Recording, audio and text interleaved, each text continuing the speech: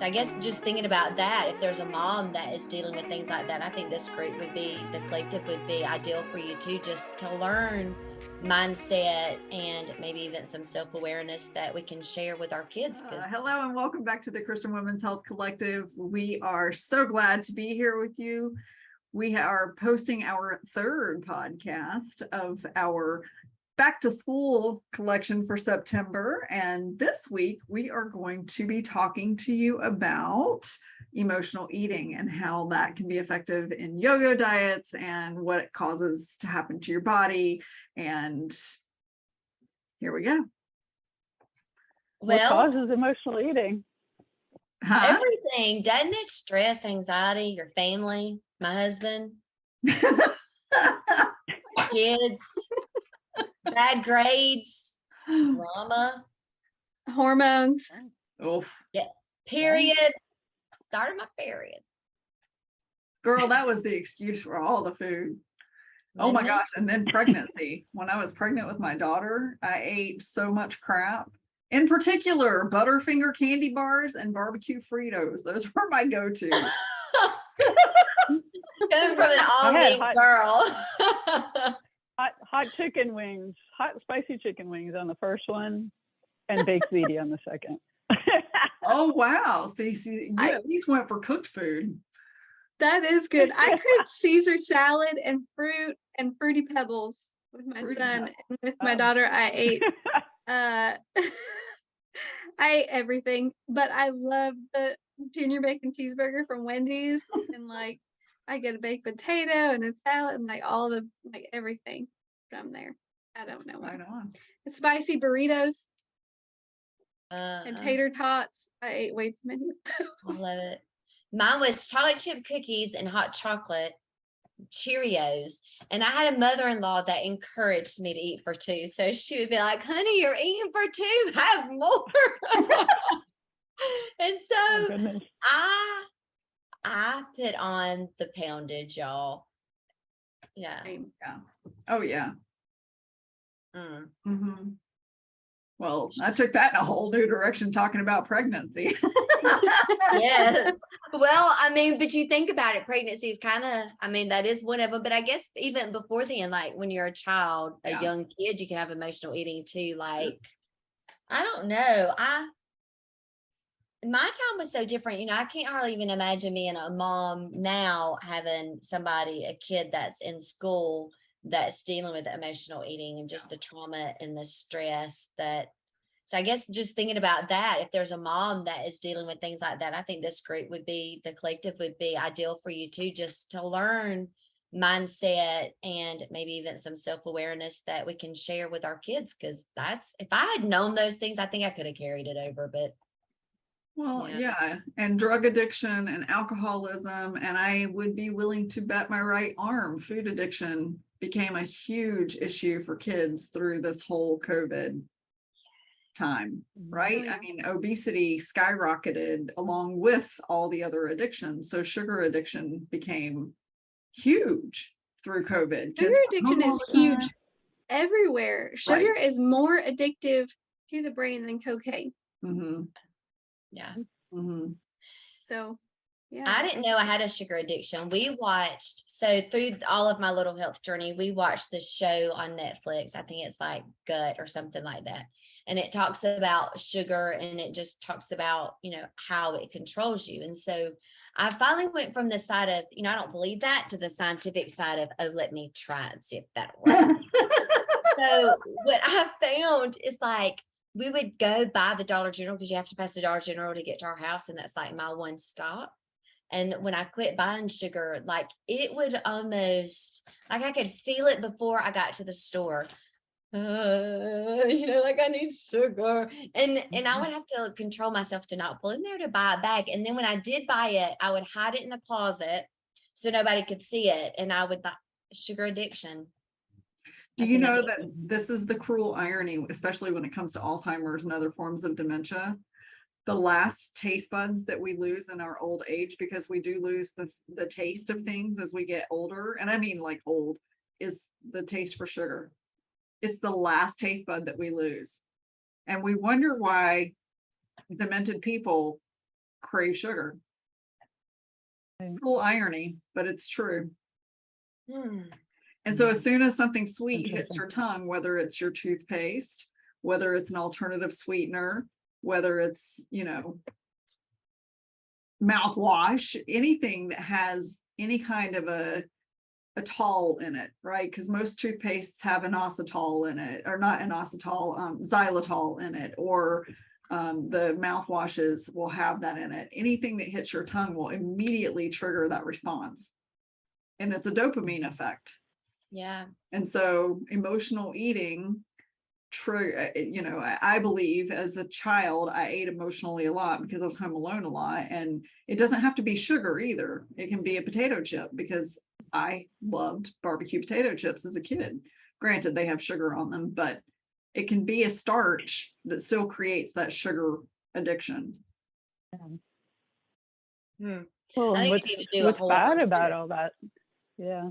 What's bad about all that is the potato chips and the candy bars and the whatnot. They've added ingredients to them to make them more addictive. So there is a whole thing behind you can't eat just one, right? Mhm. It's not just a saying. It is because they're created that way by the manufacturers. Yeah. So, Yes. which creates more cravings, which probably lends itself to more depression and whatnot, because, oh my God, I'm getting, fatter or heavier or whatever. And it's not what you want, but you're in this vicious cycle. Yeah. Yeah. Yeah, exactly. Yeah. Yeah. Sugar addiction is real. I actually wrote my last blog on it because it's been, I found out that I had Candida when I was going through all the changes in my diet. And that's when you find out when you're addicted to sugar, because you can't, you have to get rid of all of the sugar, everything that turns to sugar, anything that's sweet, to be able to get rid of that. Candida is the yeast, and it craves sugar, so it makes you crave sugar so it can stay alive. And, people may or may not have Candida, but the overgrowth is created by, us eating too much sugar. So there's a lot of, because we all have Candida. It's just whether it gets out of balance in our gut. And we tell go, everybody back to our what gut. Candida is.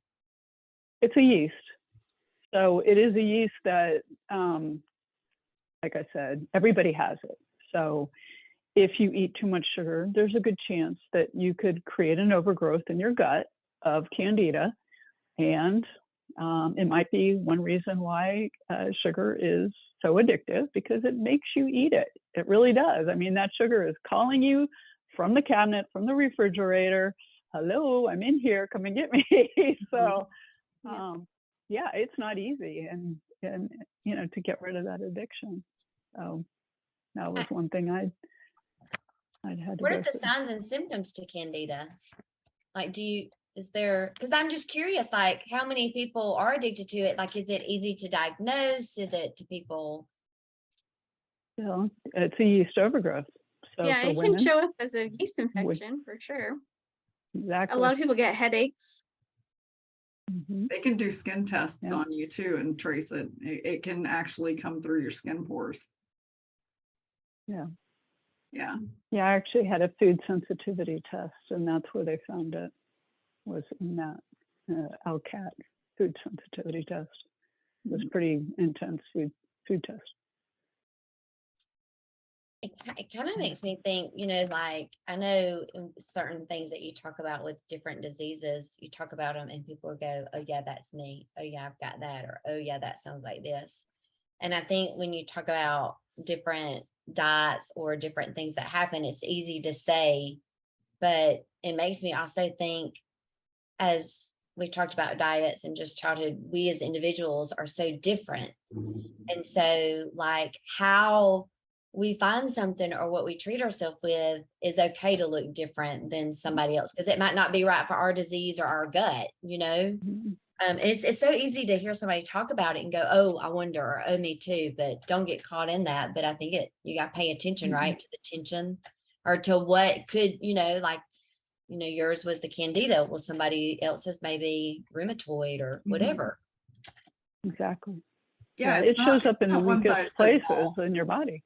And sugar feeds all of Mhm. that, like sugar feeds these diagnoses a lot of times. You don't even, it's compiling it, making it worse. Yeah. Mhm. Yeah. And I think a lot of stress eating boils down to sugar as well, because you're looking for that dopamine hit Yes. you Yeah. get eat sugar. Yes. And so Mhm. we have to figure out other ways of increasing that dopamine versus just, sitting down and eating a whole bag of popcorn, M&Ms, or whatever it is that's your go-to, food comfort. I We recommend like to call cookie them bag. food nemesis at Flexible Fasting. We're like, oh, that's my food nemesis. I can't have that in the house because it's too distracting and destructive for me. Yeah. And I think that's okay to realize, Mm. Speaking of yeast, that my food nemesis is nutritional yeast. I can't have it in the house. Wow. Because you love it so much. Oh my gosh. That's my one major addiction, probably, when it comes to food at this point in my life. If I have nutritional Interesting. yeast in my house, I will eat it by the spoonful. But I It is recognize it. I will say that. But it's interesting too, because when you say, chips or sugar or, candy bars or whatnot, they both turn to sugar in your body. Mhm. So it's really all about the sugar also. I had to cut out those, the chips, the crackers, all of those turn to sugar in your body. So it all really comes, I think, back to sugar, because we are getting hit with it from every different angle. Yeah. Well, I'm going to actually disagree a little bit with you on that, because you can overeat anything. So like I was just saying, Absolutely. nutritional yeast is a big trigger for me, right? And 2 tablespoons of nutritional yeast is 4 carbohydrates. So if I'm eating half a cup, which I will do if I'm putting it on, when I used to eat it on popcorn, and even now if I eat it on pork rinds, it's ridiculous the amount that I'll put on there. But you think about just vegetables too. We get leaky gut from overeating, and you can overeat anything. And emotional eating doesn't necessarily have to be geared around sugar. If you're going out and buying a salad from a fast food restaurant that, is this big and loaded with what you think is really healthy, you're still overeating. There's a huge problem with portion control, and emotional eating plays a big part in that, because we're just not taught.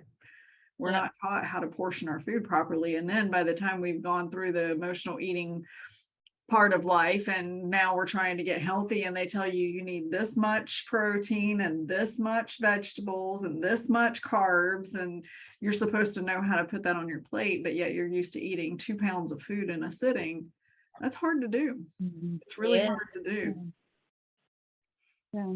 And the restaurants, it's 1.5 to 2 times is what your serving is. Oh my gosh. It's crazy. Yeah. It's just crazy. And granted, carbs do turn into sugar. There's no question about that. But I don't want our collective audience to think that we only think you can overeat sugar, because you can overeat. Oh yeah. Oh, no. Anything. No, definitely not. No, the point was that I really was just trying to make is those things actually do turn to sugar too. Yeah. So it's, yeah. So it's like a double whammy. Even though you think you're eating chips, they are turning to, or crackers. Yeah. And whatnot. Yeah. We made a huge mistake doing that with the paleo. I take it back to paleo. What we heard, what we read was right, was not always right, And so my cholesterol, I'm so ashamed. My cholesterol was in the 240s, and I could not get it down. I tried to eat right. I did things. I was like, gosh, I'm eating good. I changed different things. I even quit the bacon. I totally quit what I thought I needed to do. And I went to clean eating with, I have a hydroponic tower. Sheri has a dirt tower. We can tell you more about that if you're interested, let us know. But I just found like a true non-box, non-barcode, try to find a way of eating. And I still don't do it exactly right, but my cholesterol is down to 130.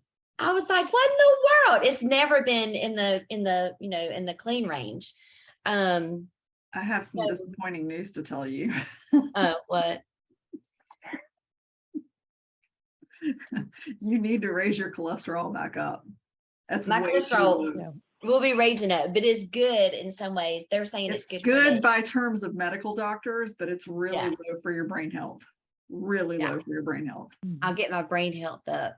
Yeah. And maybe if that may be a part we need to delete, then I don't know. But it was No. good. for me I don't think we should because of delete it. But how far it has been. And so what we're doing now is I'm on this journey of where we're looking at how we're eating, what we're eating. So, but I think that's the part of it is where you are may not always be where you think you need to be. And so like getting those levels where they are for you is really good. Yeah. But anyway, and it's through just trying to find different ways to eat. And I think there's parts of it too. So like the amount of protein you put in will be different for everybody, or the amount of carbs you eat, or the amount of sugar. But so yeah. Well, I'm going to touch on the cholesterol for just 1 minute because I don't want there to be some confusion. Yeah. So for cholesterol, LDL is what they call the bad cholesterol, but in my current knowledge and expertise, it's actually not bad. HDL needs to be high and triglycerides need to be under 100, preferably around 75. My cholesterol runs close to 300, but my balance is really good. And everything that I've learned in terms of Alzheimer's prevention, you want your cholesterol to be higher than what the medical association wants it to be. So it's really dangerous for brain health because you need cholesterol to carry the hormones up to your brain to keep your brain protected. And your brain needs fat. Cholesterol carries the fat to your brain so that your brain can stay operational, the cells can reform, all the repair work can happen. So that kind of ties back to that low fat, no fat mentality that the standard American diet pushed so hard in the 80s and 90s, and still today with that crazy food pyramid, which by the way, everybody, we're going to have some really fun food pyramids or food pies for you guys to look at coming on this month. But they have really pushed this agenda for low cholesterol. And I want you to really sit and think about it for a second at the epidemic that we're seeing with Alzheimer's and dementia right now, which is a huge contributing factor from low cholesterol and heart disease. Low cholesterol is really causing a lot of heart disease because these seed oils are so bad for us. So if your triglycerides are high at a 240 cholesterol level, that's a big deal. But if it's your HDL and LDL, that's actually not a big deal. And I just want to put that out there because I think that the low cholesterol mentality that medical doctors push so hard is really detrimental to our overall health. Yeah. And I think when you go ahead.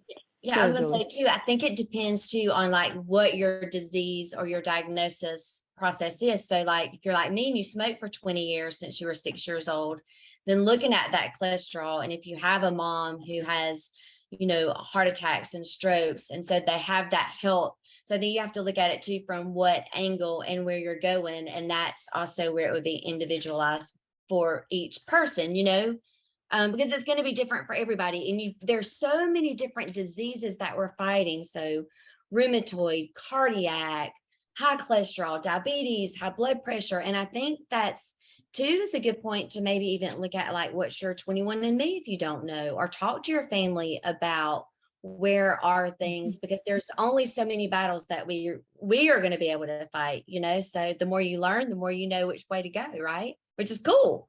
Yeah. The cholesterol is actually it's good for you in a lot of ways because it is what comes in and it fixes your arteries. It comes in and helps with inflammation. And if you take something, cholesterol reducing medications, what's interesting about that, and we are all different and we all do have whatever levels that we need to be at, but if you're artificially reducing your cholesterol in turn is going to raise up because it needs to be at a certain level to protect your body. So even though you're pushing this down, your cholesterol is trying to come back up. So what do we need to do? Take more cholesterol medication to try to bring it down.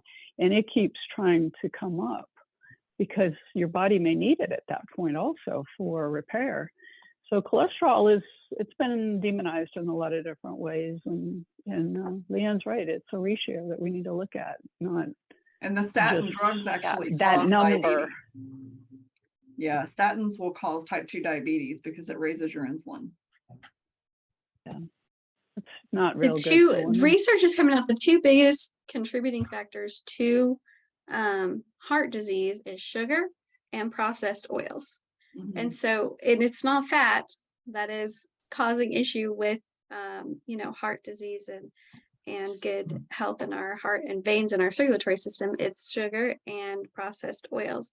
So if there's anything that you learn from improving your heart health, decrease your sugar intake and your intake of processed oils. Yeah. And Healthy fats. I was going to say, I want to point out one thing too, because I think this is where in healthcare as a whole, this was when I was working in the hospitals, this would be the part that I would find. Healthy eating, if you are not eating healthy and you are eating the box food and you're not changing, and there are medications that they are giving you to change your health, you need that. If you are going and you're eating a box and your blood pressure is sky high, you need the medication because you've not made the modifications to make those changes. And so your blood pressure is just going to keep rising and keep rising. When you start making modifications, that's when medication changes can be made because they're not going to be made anymore.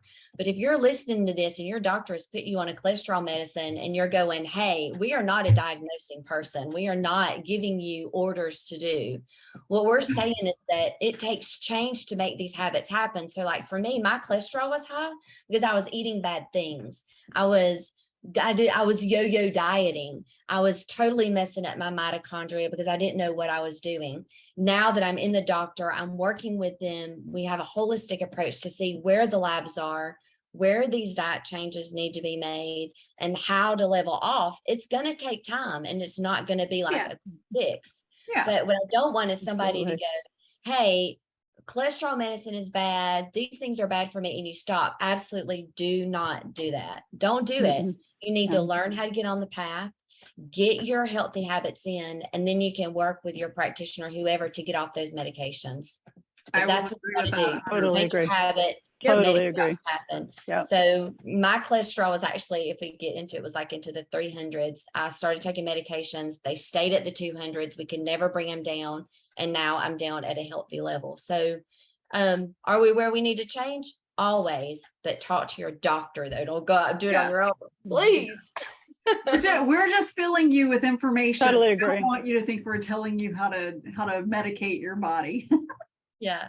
Yeah. I think too, in that we're telling you that change can happen. You are not set. Where you are today is not where you have to stay, because I remember like when I was in my early 40s, I was on several different medications. I was like, I'm just going to die a death here in 3 years. I'm awful. This is so bad. And no, I'm off of all of that. That's not where you have to be. Change. Well, here's my transition story of my mother. So my mother got diagnosed with Alzheimer's. We moved her in with us. We put her on a strict high-fat keto diet because that's the best way to eat if you've been diagnosed with Alzheimer's. And we got her exercising. And in the course of the first 9 months that she lived with us, yes, her cholesterol was higher, but her geriatric doctor agreed that it needed to be that high because it was feeding her brain. And so we pulled her off her statin drugs. We pulled her off her diabetic drugs. We reversed her diabetes. So the point is, yes, I agree 100% with what Julie is saying. We do not give medical advice here. We share our experience, we share our strength, and we share our hope in what we've had in our own personal businesses and our own personal lives. But I will say this, if you want to not be medicated for the rest of your life, then we highly encourage you to listen to our podcast and to talk to your doctor about how to get off these meds. And if your doctor isn't willing to work with you to get you off meds, find a new doctor. Absolutely. You should not have to be medicated. And if you don't understand why you're taking them too. Yeah. Yes. Yeah. Exactly. I think you both just said the same thing. You need to understand and in a different way too. Yeah. Yeah, do your own research. Yeah. Yeah. Because I think that sometimes the doctors make you feel like you have to stay on them. Like, You have to do this, but there's no explanation to why you're doing it or what the benefits are, and I think it's the same with foods. Like people will say, don't eat nightshades. Okay, well, why? Like, what is the reason behind the nightshade? What is, does anybody say there's a chemical? But I think the explanation or the education behind it really triggers something. But I can't express like knowing your body, paying attention to the tension to how you eat is what really affects it, because we mentioned mitochondria, and your mitochondria affects it's like the part of your cell makeup, and how we eat triggers those cells. It triggers your brain, it triggers your gut. It really affects your whole makeup, of course, because it's those cells. And when we go through trauma and stress and anxiety, some traumas, like a traumatic trauma, can totally reset those cells. They even say it touches a part of the DNA, which can change how you eat, how what you eat does to the body, how it heals. And I have really picked up on food is healing to the mitochondria. And so when we think about the healing part of it, and we think about your labs and all of that, I think it's interesting for anybody that says, hey, I want to learn how to heal. I want to get on a healing path, to just pay attention to where you're feeling tension and to see if that leads you into that right way, if that makes, do you see what I'm saying? So just a full circle to come back to the emotional eating, because we went way out into left field on nutrition, which is good. And I want people to, I want our audience to feel good about us talking about nutrition. The reason that we got so far into left field on nutrition is because 99% of the time when we eat emotionally, we eat foods that damage our bodies. And so here we are in this conversation about cholesterol and nutrition and the damage that we cause our bodies and our cells and our brains because of using some reason, whether it's happiness, we eat because we're partying or celebrating with someone, we eat because we are sad or mad or whatever. And I think the biggest thing that we need to look at is a solution around that, so that we are not using food as an excuse to celebrate or cry or deal with some form of emotion. And so in our next podcast, we are going to talk to you about some solutions, not only for emotional eating, but for yo-yo dieting options. We're going to talk about some solutions around fun, healthy ideas that you can have for your kiddos to take to lunch and breakfast before school. And we are just going to keep pushing on through this back to school month. So join us next week for our next podcast, and let's talk about some solution. And we're going to discuss our membership a little more at length. I got one thing to say. My cholesterol is 180, not 130. So I just went back and looked. I am happy to hear that. So it's 180. I was like, well, that's too low. So there you go. Fixed it. I was like, I know I'm okay. All right. That's really good for y'all to know. Thank y'all. Bye, Thank everybody. you for telling us. Bye. See you next week. Bye.